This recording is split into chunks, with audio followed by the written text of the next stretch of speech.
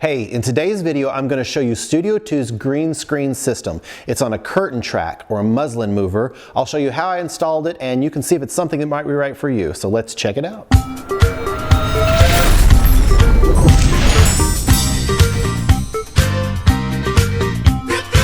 I'm not going to go into how to properly light a green screen. That's really a different subject. I just want to show you how this green screen setup works on the curtain track and the things that I like about it.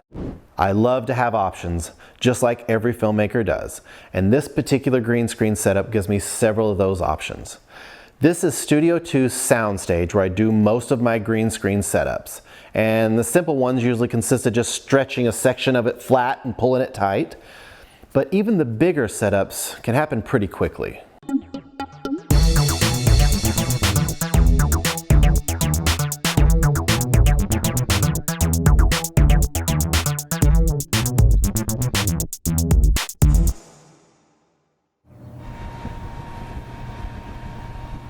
That's pretty awesome.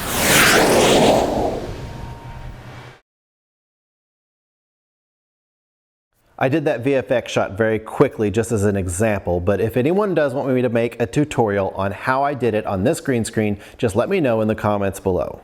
So this green screen setup consists of two elements that set it apart from a lot of the systems that I've been finding online. The first element would be the curtain track or muslin mover, and the second would be the pulley system. But let's take a look first at the curtain track. I bought the 27-foot muslin mover with a curved corner piece, and I bought an additional 6-foot piece to get the system that I needed. This allows me to move the green screen anywhere on two edges of my stage. I can also use the rounded corner section, which allows me to fill the camera frame better than if the green screen were just straight.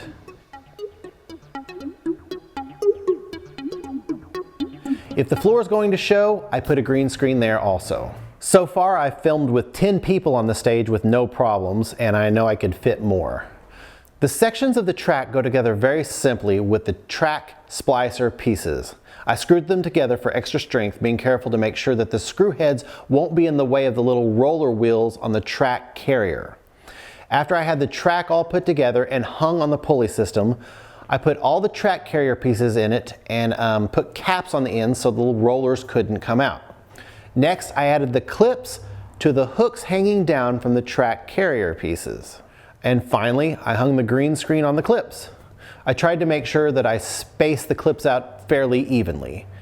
And that's basically it for putting the track together and hanging the cloth to it. The next thing I'm going to show you is the pulley system and how I hooked the track to it. But first, real quickly, I want to show you one other option that I sort of accidentally found I could do with this green screen. It wasn't something I planned when I installed it, but whenever I found it, I was like, that's pretty cool. And that's to use the balcony on the second level up there and light the green screen from the other side and film from up there. Let me show you. I'll just take you up there and kind of show you what I'm talking about. So there's the green screen. There's the balcony I'm using. I had to pull the green screen out a little bit away from the balcony so it didn't cast a shadow, and so that I could put some lights below it to light up into it. And that gave me that. So now if I just pop the camera down here,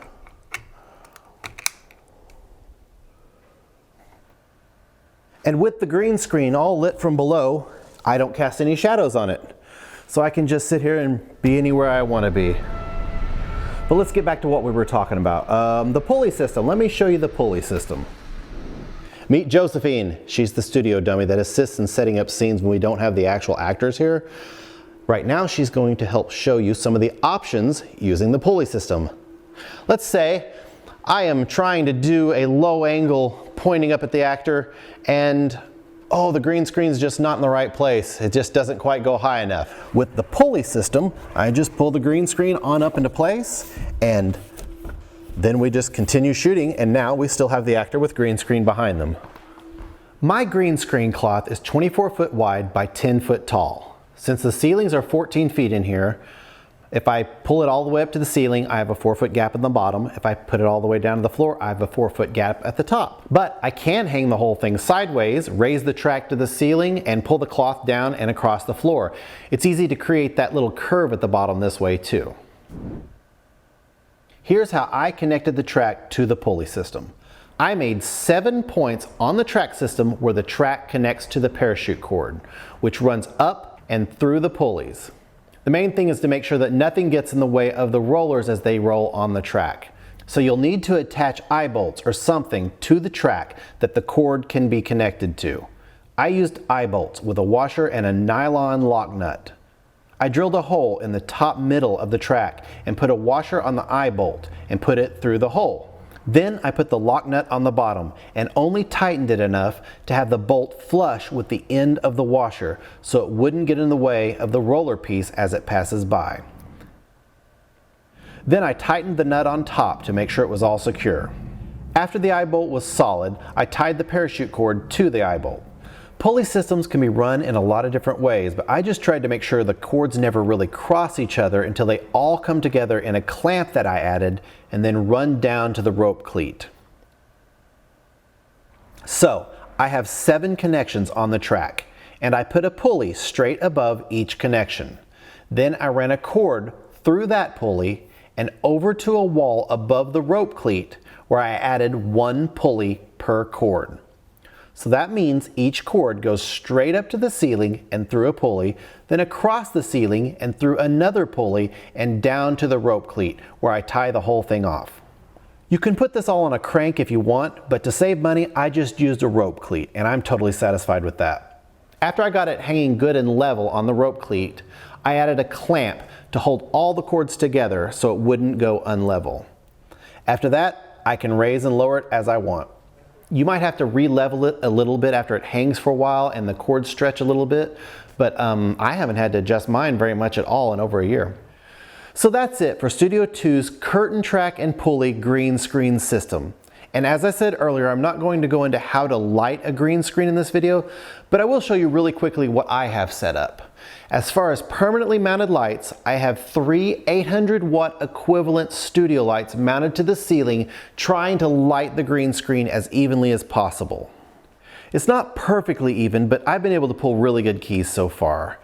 These 3 lights shine from high above and only on the green screen, so very little shadow gets cast on it unless you get really close. I have another light set up further out to light the actors, and then I just add additional lights wherever needed depending on what the scene calls for. So I hope this video showed you some of the features and options of the track and pulley green screen system. You might not need all of this. For instance, if you're setting up in a garage with an 8-foot ceiling, the track might be all that you would want. This space has a 14-foot ceiling, so being able to raise and lower it with the pulleys is really nice. I've added links below to most of the items I used in building my system, and if you have any questions, just leave them in the comments. Thanks so much for watching, and please consider clicking the subscribe button. It really helps us out, and we'll see you next time.